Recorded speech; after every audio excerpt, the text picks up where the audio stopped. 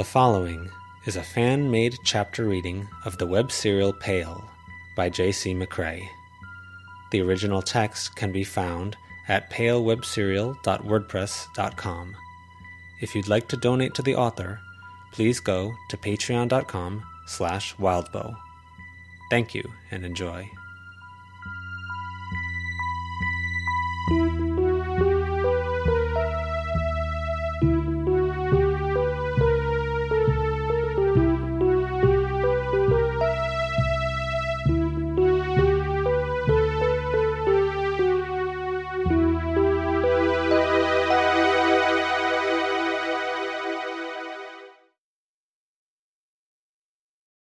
Back Away, 5.a.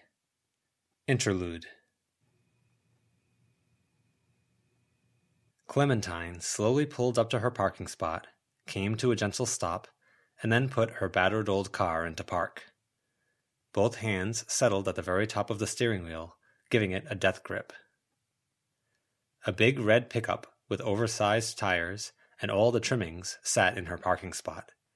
It was elevated, exposing the work that had been done to give it additional exhaust pipes, and had a decal across the back that read, "Go Home, Fat Chicks."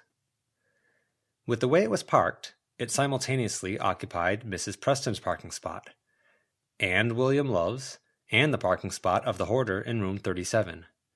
It sat diagonally, centered on the point where the four spots met. Frigging Mr. Figueroa. She could have called the tow company, but she'd been around the block on this one. She'd been around the block on a lot of fronts. Roberto Figueroa wouldn't get towed. He was pretty much invincible when it came to that stuff. If anything, he would thrive on skating by. Deborah, in 15, had called a noise complaint on him at the start of the year, and the cop that ended up arriving was Roberto's buddy from a few years ago. The cop and Roberto both had laughed in poor Deb's face when she insisted on the law. Clem had a pickup truck too, but it was about as different from Roberto's as was possible. It was a K truck, about 5 feet by 10 feet in width and length, and just under 6 feet tall. It was a little rusty, and there was still a bit of blood in between the interior panels where she hadn't been able to angle in right with the toothbrush, which was only really a problem if she ran the heater too long. And the engine was a hack job because the truck's engine had been too small for it to go much faster than 60 kilometers an hour. The tires were about halfway between the size of a regular tire and a dinner plate, and the truck's bed was shallow, not coming up much higher than the knee. She used that last part, the positioning of the truck's bed, and did a 3-point turn before getting out and taking her groceries out of the back of her truck. She placed the bags on the pavement, climbed back in, and reversed into her spot. It put the rear end of her truck between his left front and left back tires. She eased back until she felt the bump of his tire against the back of her truck. She was running a risk that he'd roll over her truck, but she was one of the only people Roberto didn't come after, and about the only thing that slowed him down was being an asshole right back. She had a responsibility. She grabbed the black canvas bags, giving them a quick check-over, then headed for home. Mr. Morrow was at the back, wearing slippers, pajama pants that looked like hospital issue, and a t-shirt. He was coughing violently, a handkerchief to his mouth. "Are you okay, Randall?" she called out. He kept coughing, not responding. She picked up the pace, hurrying over, as he doubled over, coughing so hard that he couldn't really hold his hand in front of his face, but instead clamped his hand to it, handkerchief held there. "Do you need water?" she called out. With one violent cough, a wet spot appeared in his lap, running down his pants leg.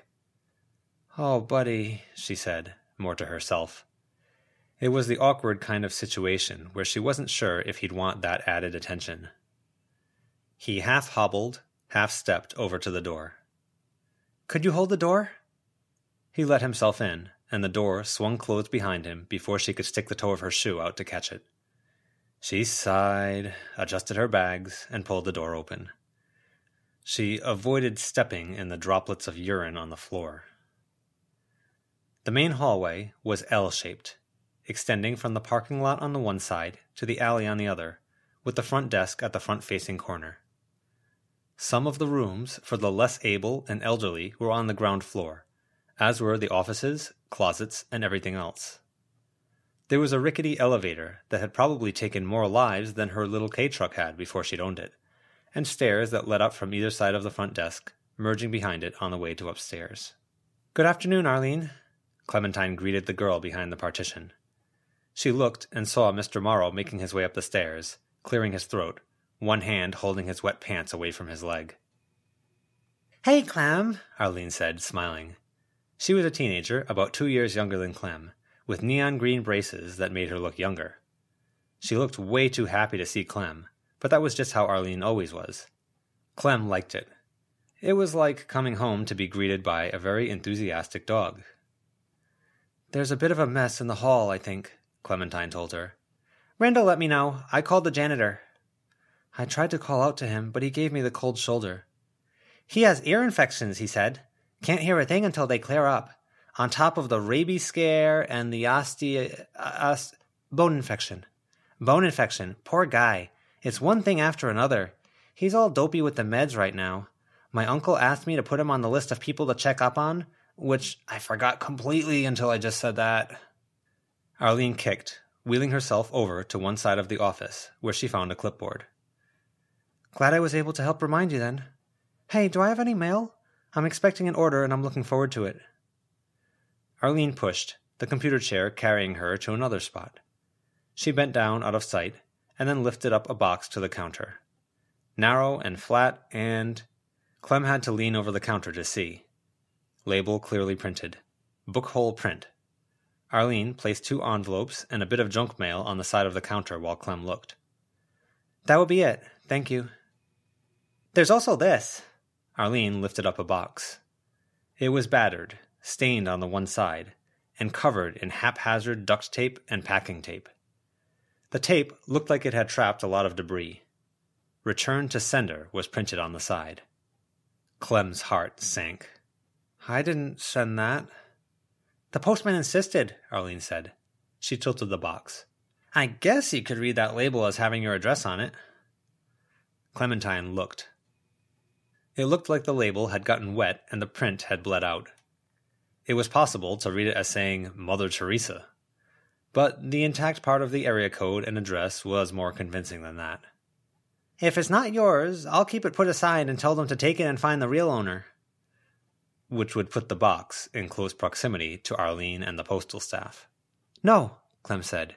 She gave Arlene a quick smile. "I'll take it." "Do you need a hand? You've got your groceries." "No," Clem replied. She adjusted her grip, managing the 4 bags of groceries, the box from Bookhole, her mail, and the strange, oddly heavy box.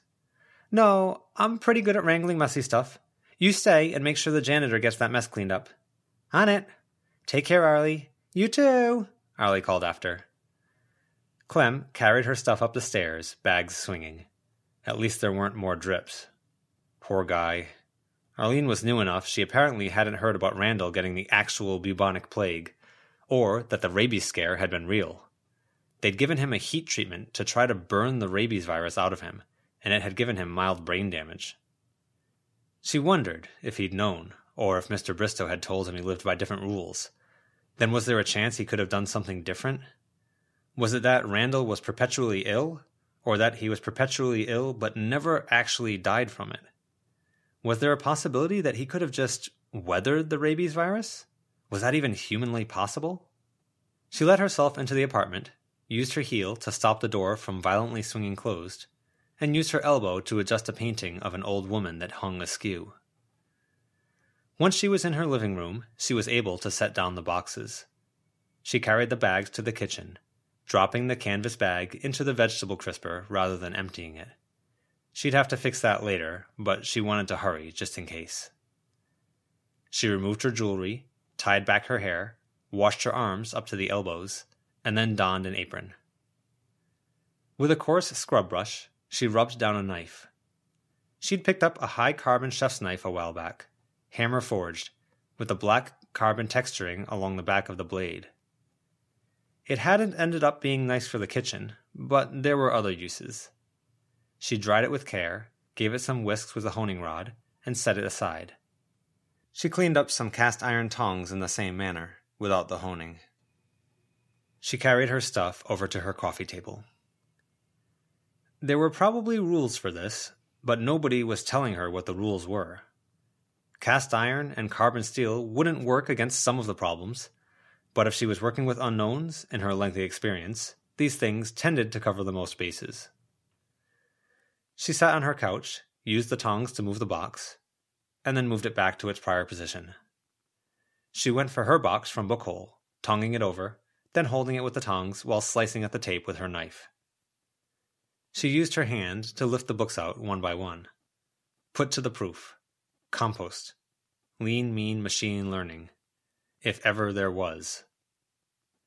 The other box slid slightly toward the edge of the coffee table. She used the tongs to put it back where it belonged, and pinned it there while putting some of the books on her bookshelf. She kept things carefully arranged, so her wall of bookshelves had books she'd read starting on the leftmost bookshelves, books she hadn't read on the rightmost side, and some random odds and ends as spacers between. She hummed as she sorted it out, putting away all of the books except the music biography. Now, let's see what you're about. She used the tongs to hold the box while surgically taking care of the duct tape and packing tape. She cut the box down the sides and let them fall flat against the table. She had to peel back newspaper from, it looked like 1995.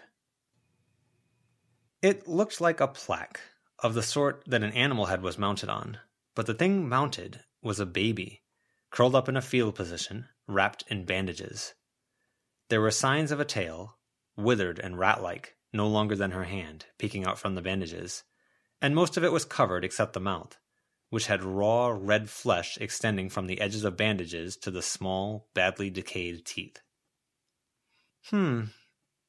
She poked it with her tongs.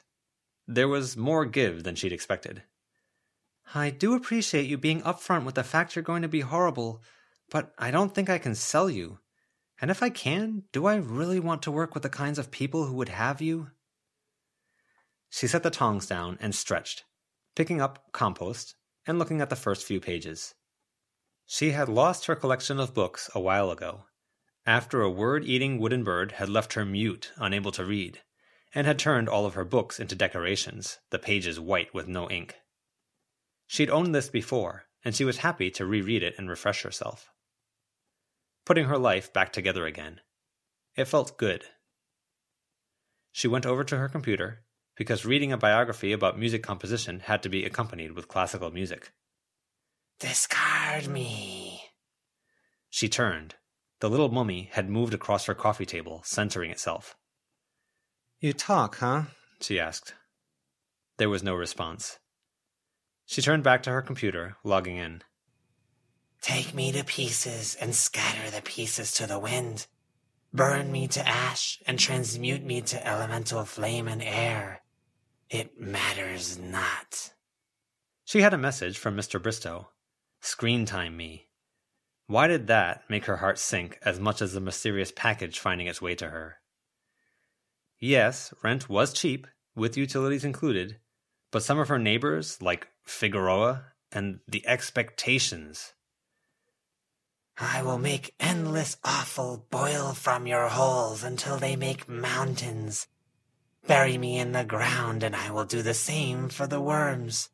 The worms will taint the earth, and the earth will taint all that grows green, and those that eat of that taint will vomit out their own viscera. She looked back, and it fell silent. She hit the button to make the call before it could start up again. Mr. Bristow fumbled with his phone in the opening seconds. She waited patiently. She had a few glimpses of trees, of grass, more grass, trees, and then his perpetually flushed face, upside down. There was a thump.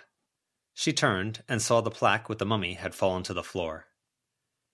Be right back, she said. Yeah, he said.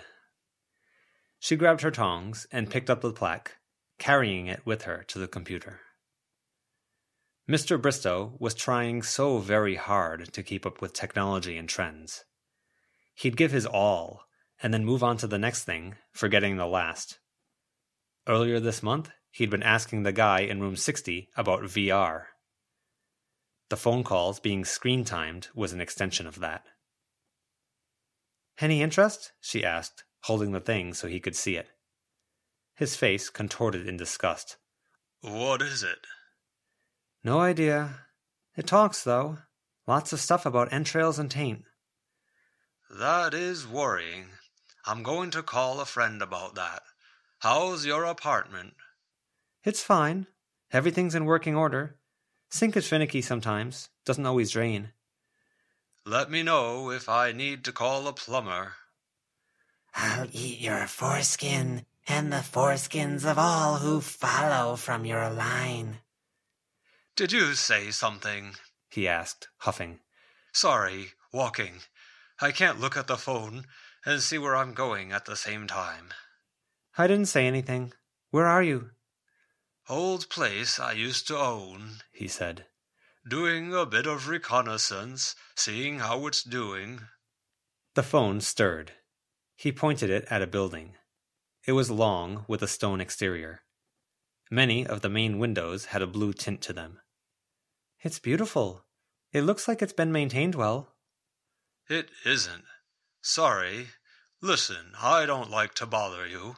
You're a good tenant, and you've been good to my acquaintances.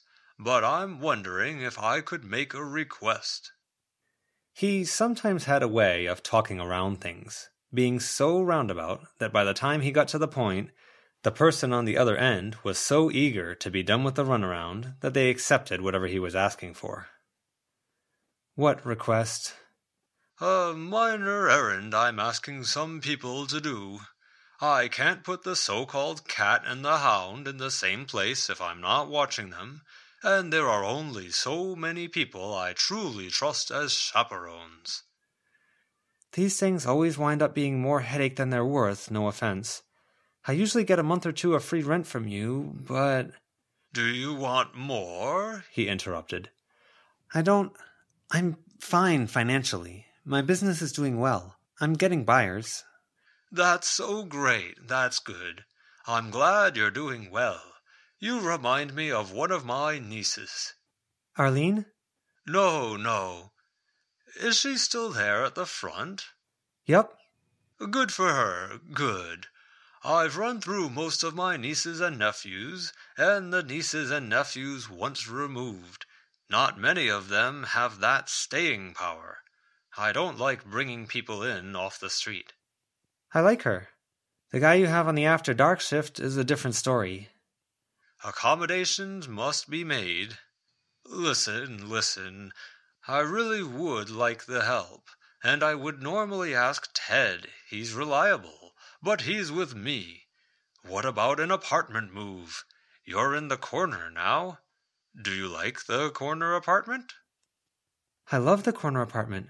I especially love the part where the neighbor to the left of me doesn't let out a scream once an hour, every hour round the clock. Oh, that's good. Not so good for this negotiation, though, he said, huffing for breath. It looked like he was on a forest path now, and she could hear water. I couldn't convince you? Perhaps I could owe you a favor for a later date. I want information, she said. Answers. Ah. I want to ask you questions and get straight answers. I bring some things up with people you refer to me, who buy the quirkier items, and they dodge the questions. I want answers to those questions. I shouldn't. I do respect you a great deal, Miss Robertson. You've been a good tenant. Please. I could, The plaque she was holding with the tongs jerked. She looked at it. There's nobody else? You would be a perfect fit for this, I think. You get along with them well, and your particular talents, succeed or fail, should, He said often that he used to be a professor, then a teacher. Even now he tutored, according to Arlene. She felt a bit sorry for his students. She held on to her patience. Give me a list of 20 questions, he said. I'll pick one to answer. There can't be follow-up questions. You haven't even told me the job. How do I know if this payment is appropriate? Also, I'd still like that cut on my rent. If only my nieces and nephews were on the ball as you are. It's a long drive, 10 hours. You'd be driving overnight, stopping somewhere along the way. I'd guess a 1 or 2 days stay at the location itself. I'll cover all of your accommodations. You'd be looking after Daniel Alitzer and one other. What about Daniel's little sister? She watches him. She's with me. What are you up to? Are Ted and Shelley doing you favors too? That could be 2 of your 20 questions, I think. They haven't maintained the wooden bridge here. What a shame. He wasn't especially old, but he had an old man vibe to him.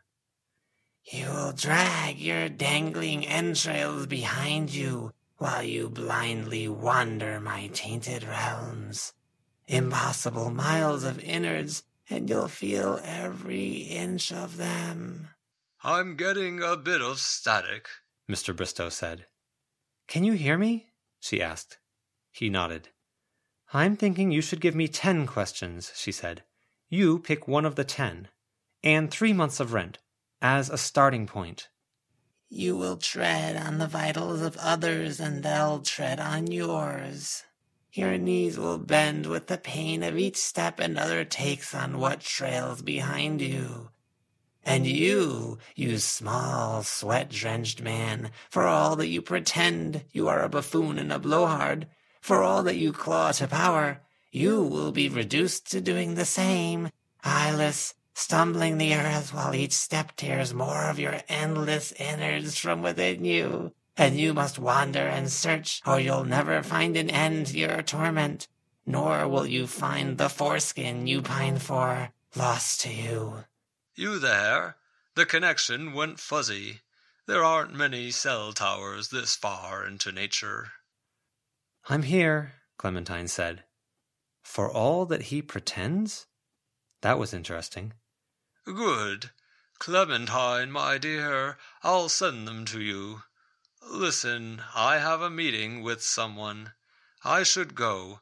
Thank you for getting back to me. Keep an eye on Daniel. He's a good boy. We're not done negotiating. Yes, okay, listen. If it winds up being more stressful, talk to me about it. I know Daniel can have his moods, but he's so good at finding things of value and uncovering patterns. You're good at finding things, too. Are we looking for something? I've got to go. They'll explain to you. If it winds up being too much, I'll give you another month of not having to worry about rent. And maybe we can talk about shortening the list further, but I'm already pushing it. 10 questions and 3 months is fine as a starting point. What about the mummy plaque? She held it up for the webcam, using the tongs. Oh, of course. I'll see about texting you the details, if you'll please remind me if I forget. I've got to go. He hung up. So he's faking it? She asked the plaque. It remained silent and still. She found her puzzle bracelet, slipping it on, adjusting a cube with 3 turns, slid a little prism through the hole in the cube that the bracelet's chain was strung through, then headed to the hallway, checking the coast was clear before stepping outside, locking her door, unlocking it, and stepping back through.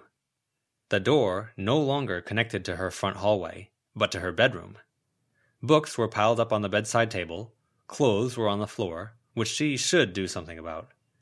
She also had a whiteboard with a fancy frame, and some fine decorative lace she'd drawn into 2 corners with a fine permanent marker.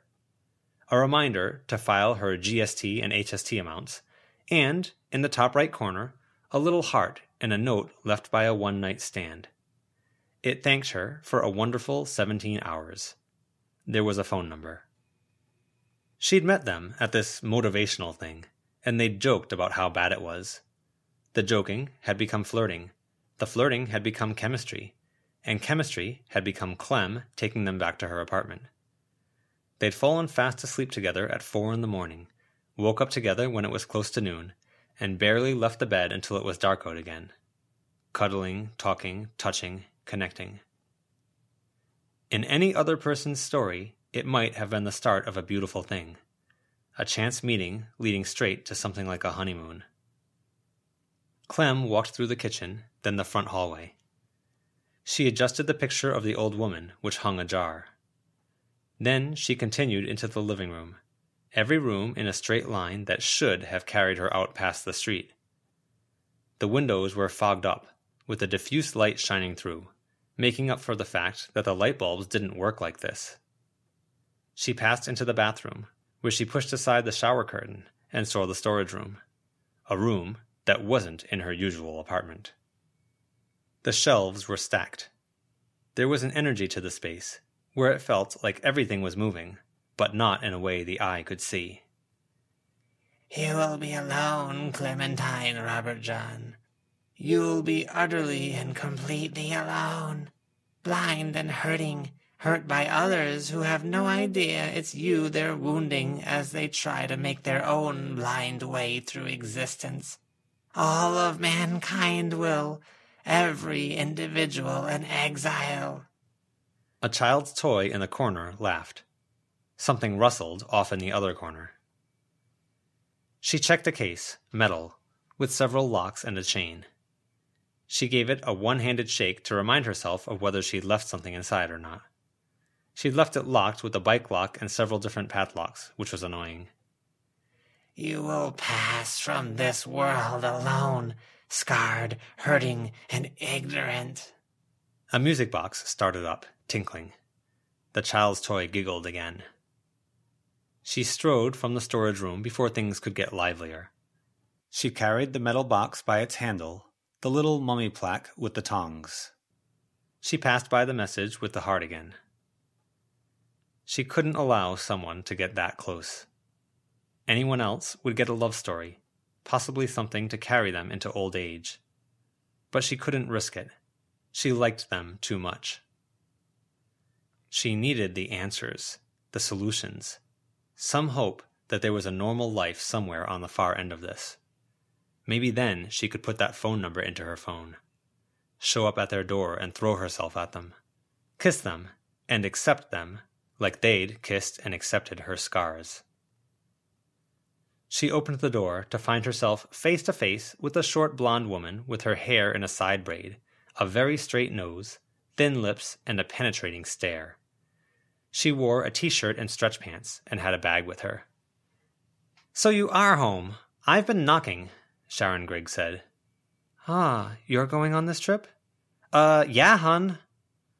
Oh, no. She'd been conned. 3 months of free rent and one question weren't nearly enough. She'd have words with him. "I've got to do some stuff. Do you want to come in?" "Only if you're doing some of the driving. It's a long trip, and I want to arrive at least tomorrow afternoon. I hate driving when it's dark." Sharon strode into the apartment. In passing, she fixed the picture of the old woman, which hung askew. Daniel was in the hallway. Long-haired, beautiful, languid and clumsy, insightful and lacking in common sense. He held himself like he was wounded somehow, and spoke, and did so with much confidence. "I would hug you and give you a kiss on the cheek because you seem so sad, Clementine, but that thing you're holding is too ugly." "Right, I should deal with this. Let me... come in, please." Daniel followed her in, keeping a fair distance from her as he did so. The rooms had fixed themselves. The bracelet only really worked if she was alone. Sharon had already migrated into the living room, picking up the book. Clementine, to have the elbow room, went to her dining room table, setting the plaque down with care so the tongs wouldn't scratch the wood, and then got the box. She had to fetch her keyring. She turned to Daniel. "Would you watch it?" "I would take my eyes off it forever if I could. My life is worse for having seen it." God, she loved his voice. She used the keyring to remove the locks. "Are you into this stuff?" Sharon asked from the other room. "The book? Compost?" "Yeah, I wouldn't read this unless I had to for a class, and I'd put it off until the last minute. I like that stuff. Reading about people leading their true lives, pursuing passions. And the composting stuff? Is that because you're Oriental? No, Sharon. On multiple levels. It's all sorts of passions and interests. I just got one by a model and one on AI. I didn't mean that in a bad way. It's positive, right? Moms instilling their kids with classical music. My mom drowned when I was 9. There was no instilling. She ignored Sharon, dialing in the combination for the bike lock. May I stop watching it? Daniel asked, sounding pained. Yeah, Daniel. Sorry, Clem said. He turned his back, walking away. You've got the craziest knickknacks, Sharon said. She picked up a stone hand, small like a child's, that sat on Clementine's shelf. Don't touch things, Clementine said. I've told you before. Please. And put that back in the dish. It bleeds from the stump. Bleeds? Sharon turned the hand over, looking at the place where it was ragged and rough. The core of the stone hand, where it would have attached to the wrist, was a crimson stone with bits of white. I think it's probably an iron-rich stone. It picks up humidity. Bleeds? Come on, be rational. Whatever it is, don't get it on you, and don't get it on my carpet, and please stop touching my things. And Daniel, don't touch anything. Sharon approached, standing so she had a clear view through the rest of the apartment, and presumably of Daniel. That looks so fake, Sharon observed, indicating the plaque. That box seems like overkill. I mean, I get that you're trying to sell an illusion to buyers, and it clearly works because, wow, is the rent much higher for the corner apartments? No comment. Rude! Just promise me, friend to friend, that if you move out, I get dibs. We're friends? Oh, God, she thinks we're friends. This trip was going to be so much worse, knowing that. Are you watching Daniel? Sharon stepped back so she had a better view through the apartment. Oh, he's doing his thing. Sharon walked off. Clementine watched her, and watched as Daniel, singing to himself while facing the bathroom mirror, swaying, turned to Sharon and swept her, unwilling, into something of a dance, twirling her. Sharon stumbled and nearly crashed into Clementine's little table and attached mirror in the front hallway. As relatively small as Sharon was, that trajectory and speed came very close to obliterating the table. Clementine turned to the plaque, and was surprised it hadn't whispered. She gave it a prod and found it firm. Carefully, she transferred it into the reinforced metal box. She sealed the box, latched it, locked it with the 3 padlocks, and threaded the bicycle chain through the loops in the exterior before clicking it closed. Daniel was singing without words, while walking a tight circle around Sharon, who looked very unimpressed. He did a kind of dance that didn't touch her, and for Sharon, who wasn't playing along, it had to feel like a child taunting another child, saying, I'm not touching you, I'm not touching you. Clementine ducked past them, leaving the plaque and the box on her dining room table.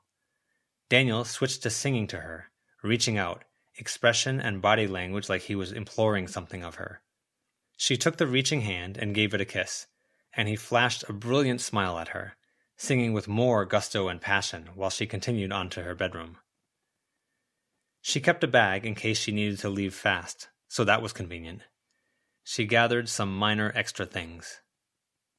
Behind her, Daniel stopped singing as tunelessly and wordlessly, and it sounded like he was singing something specific in another language. Clementine felt a full-body shiver, the rest of the world as good as gone. Even Sharon seemed captured, defensiveness gone. The moment passed.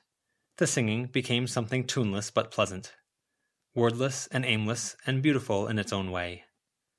Clementine's heart thumped in the wake of it, slow and heavier than she could remember feeling it. She went to the whiteboard, touched fingers to her lips, and then to the heart. It was a wistful thing, sad. There was a good chance that someone that cool and that good had already moved on. Her policy was a limit of 2 dates, and she was on the fence about whether she should even allow the second in this case. Did a one-night stand followed by a day-long date count as one or two? Was it dangerous when she liked them that much? But thinking about it gave her something to work toward. Thinking back to that day-long date in bed gave her a past that wasn't all tears. She had to do the tax stuff too, she noted, reminding herself. Bag collected. She got the book on the music composer to read when she wasn't driving, grabbed the modeling one, and then picked up the case. Out, let's go. The other two got their stuff and headed out her apartment door. She paused, making a conscious effort to remember the little things. Stove was off, no lights on, the child's hand wasn't bleeding, no ominous music, no fire, no stray bullets lying in the corner. They liked the couch. There were 3 scratched-up figurines of Buddhas, and they were in the right order. The picture of the old lady... She reached for it with an elbow because her hands were full, and stopped. It wasn't askew. Good. Well, that simplified life. Thanks, Sharon.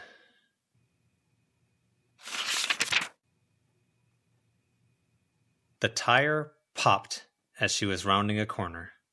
She steered hard, trying to correct, and to avoid the head-on collision with another car that was in the opposing lane. A car horn blared, and Clementine leaned into the steering wheel, shutting her eyes for a moment. It couldn't be simple. It couldn't be easy. Damn it, Sharon complained. They'd had to take a detour to drop off the metal case with some of Mr. Bristow's friends, which had been an event. She'd opened the case, and the normally cool, calm, and collected people had reacted like she'd set them and their houses on fire. She did have experience with houses being set on fire. The matches she'd let her brother take, the time she'd had to set the matching dollhouse that had appeared across the street on fire, and there was the house she'd tried using as a storehouse for items that had been taken over by the hairball. They hadn't ended up paying her. Between their agitation and Sharon demanding they get moving again, she'd ended up leaving. She'd have to take it up with Mr. Bristow. I swear, if you fucked up my car, Sharon said. Clementine drove onto the shoulder, checking a few times on the other car, which had come to a screeching stop. Sharon climbed right out, and Clementine, once she had checked there was no incoming traffic, slipped out as well, leaving Daniel in the back seat. She walked around the sedan to where the tire had been. It was rags now. Accident, not malfeasance, Daniel said, leaning out of the open window. But accidents can be malfeasance. And grown men can talk like grown men, Sharon said. Fuck! Do you have a spare? Yeah, of course. I'm prepared for everything, but I've got camera equipment and computer stuff packed into the back, and I'll have to take it all out. I'll help, Daniel said.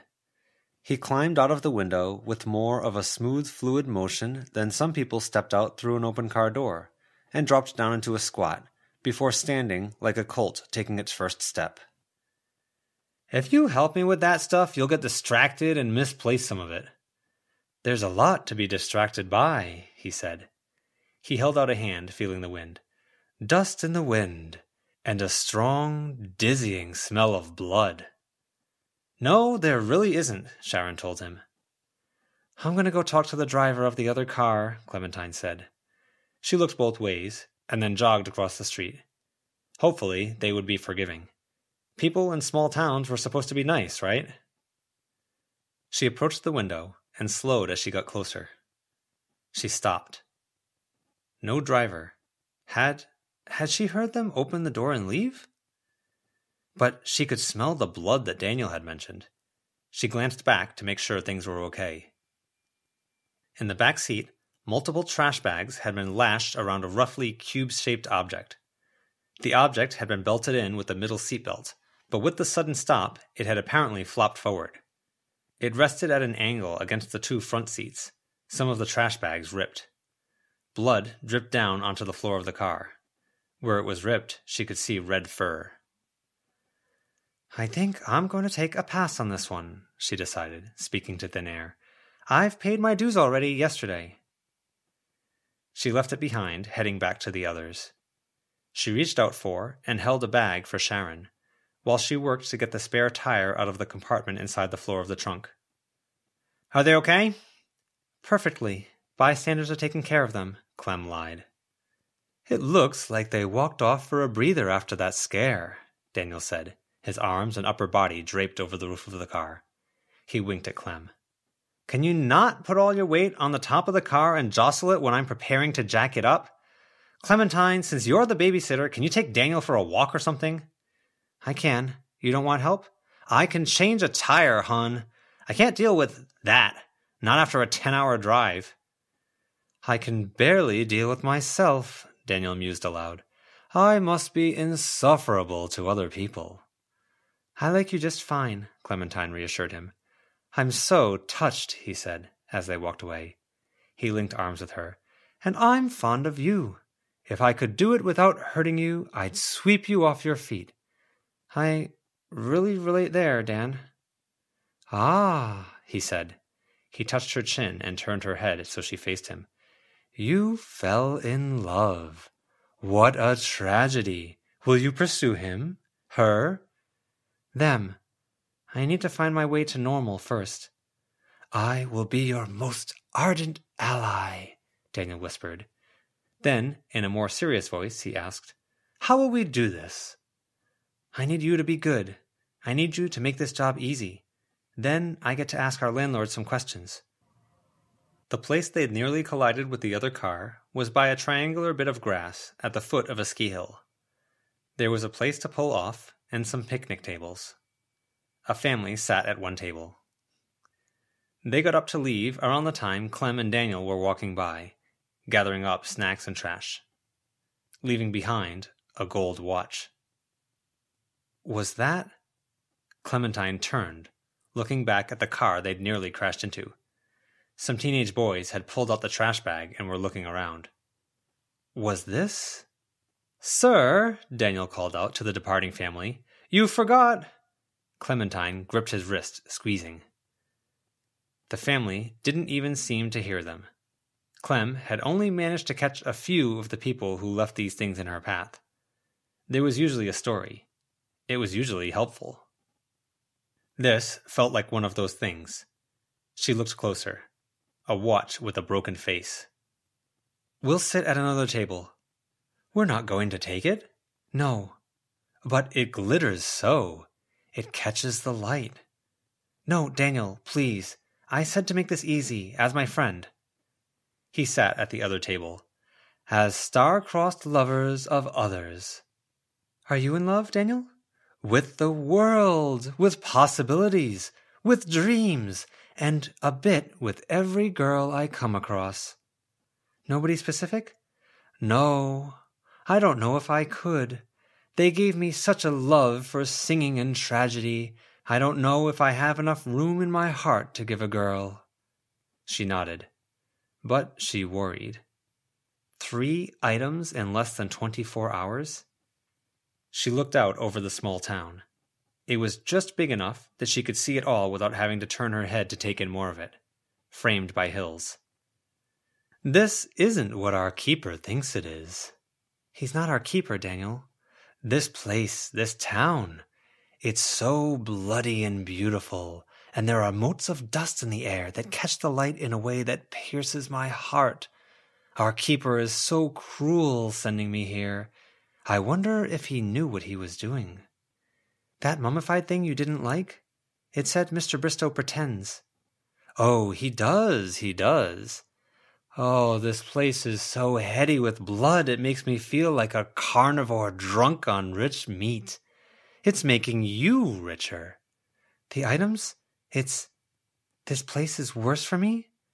"It's all lining up, making you more you." Fuck. Okay, do you want to leave, Daniel? I don't think it would earn us points with our landlord, but if this place is bad for you, maybe we should turn around and go. "But then how could we find you a way to reunite with this them that you fell for, Daniel asked. He placed elbow on table, chin in elbow, his long wavy black hair in his face. His eyes peered through the hair, looking off to the side. Perhaps we could ask that deer for directions. Clem twisted in her seat. A deer wouldn't be surprising in a town like this, with more nature around it, but it was a girl, walking through the edge of the woods, with red blonde hair, a raglan tee, and shorts. A girl a bit younger ran behind, with waist-length blonde hair. She's skittish, pretending she doesn't see us. We should be gentle when approaching her. Is this what Bristow wanted us to investigate, or are we getting sidetracked? I think the sidetrack is the main track. That's more worrying than a lot of main tracks I can imagine. I can imagine a lot, Daniel said, but I don't think he would send us to do much killing. You're too gentle, Sharon would hate it, and I'd be very bad at it. I'm so distractible. I leave that sort of task for my little sister. You what? Ho! Daniel called out, raising a hand. Hello! The girl with the reddish hair froze in place. Daniel, don't... He was up out of his seat. Clem had to extricate herself from the picnic bench and chase after. The girl ventured a bit closer. You glitter, Daniel said. Can I help you? The girl asked. You're carrying it. It swims in the air around you. He's quirky, sorry, Clem said. Are you, new to Kennet? I haven't seen you around. Not staying for long, Clementine said. You dressed yourself up in it. You took so much care, but you've been using it less. Why be so conservative when you have it to spare? Daniel asked. Paint with bolder strokes. Be bolder. He stepped closer, and between body language and his intensity and tone, Clementine grabbed his arm, stopping him from advancing. The girl took a step back, and the younger one with blonde-brown hair stepped to one side, almost protective. The girl looked scared, really scared. Daniel? Clem asked, tightening her grip. He looked at her with the saddest eyes she'd seen. Do you think you could take a seat at the bench? Leave the watch alone. Just give me a chance to ask for directions and stuff? Directions? We have to find you your way to where you have to be. Yeah, please. I can put aside my own heartbreak if it means sparing you from yours, he said. He touched the side of her face. Then, slumping, swaying like he was a bit drunk, he made his way back to the bench. Sorry, Clementine said. I'm not so great with people who are off, apparently. Sorry again, Clementine said. I'm sorry to bother you. I don't want to keep you. You can go back to your walk. I'm going to look after my friend. You should go, the girl said, almost whispering. Clem paused. Leave. Whatever brought you here, whoever, if you've got a goal or there's something going on, I don't think it's worth it. There are other ways that don't make things this messy. Go. Clementine paused. The blonde girl with dark circles under her eyes shook her head. Okay, Clem said. Okay, sure. Yeah, my acquaintance is fixing the tire that blew out. We nearly had a collision. I think it was my fault. A popped tire is your fault? Yeah, Clementine said. Okay. I'll take us straight out of here, if she lets me drive, or I'll convince her to go. Somehow. I know well enough to take advice when I hear it. Thank you, the girl said. I don't suppose I could ask questions? Get some answers? I'm pretty wildly desperate. I'm sorry, I don't think I should. Clementine clenched her fists. Your friend is really making himself at home, the blonde girl said. Listen, I'm going to go anyway. We'll get in the car as soon as the tire is replaced, and I'll get them to go even if you won't answer. But please, I scrape by on the little tidbits I can dig up. I don't know if you have any tips or anything. Your friend left, the girl with the reddish hair said. Sharon wouldn't, would she? Clementine turned. She looked to the road and saw that sure enough, the car was gone. The other car without a driver was gone, which had had the black bag in it, as were the teenagers and other bystanders.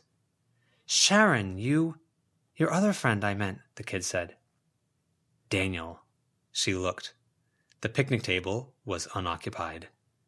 No, no, no, no, no, no, no. Daniel being off on his own was so much worse, and Shelley might literally kill her if Daniel hadn't been fibbing about that. They both left? They left her like this, alone? She walked over to the table, trying to see what might have captured his attention. She looked back for the two girls. Both were gone. She pulled out her phone to dial Sharon, because the first priority had to be Daniel. She didn't get as far as dialing the number. She stared at the time. It had not been that long of a car ride. Which... fuck. She hurried over to the other bench. The golden watch was still there. A broken face, each bit of broken glass showing a different set of hands moving at different speeds. She dialed Sharon. "Hi, you've reached Sharon Grigg. I'm busy filming and can't get distracted with my phone. I hope you understand. Leave a message and I'll get right back to you as soon as I'm done my show." "It's Clem. Call me," she said, leaving a message. She ran her hands through her hair, turning around on the spot. She swiped the phone from the picnic bench, then strode toward the road where the car had been parked. "Fuck!" "Miss?" someone called out. She stopped, turning. It was a woman who might have been homeless from the state of her teeth, with the red face of an alcoholic. "You've got a... The woman pointed at her foot. Clem's shoelace had dragged across the ground, and it had picked up a passenger. "Saw it glinting," the woman said. "Thought you might want to know before you lost it, if it's yours." It was an earring, the hook caught on the fabric of the lace, with a long blue gemstone. Clem spent a few seconds shaking her head, looking down at it. What had Bristow done sending them here? "Thank you," she told the woman. She grabbed the earring and broke into a run. Daniel first. He was most important. She'd start by heading toward the prettiest places and go from there, which looked like the river. She held her tongue until she was out of earshot. This was the worst place for them to be, the worst place for her to be. But she had responsibilities. This has been a fan-made chapter reading of the web serial Pale by J.C. McCrae, read by me, NumberWangMan. The original text can be found at palewebserial.wordpress.com. If you'd like to donate to the author, please go to patreon.com/wildbow. If you'd like to help with this project, please contact the Itai BM on Reddit. Thank you for listening.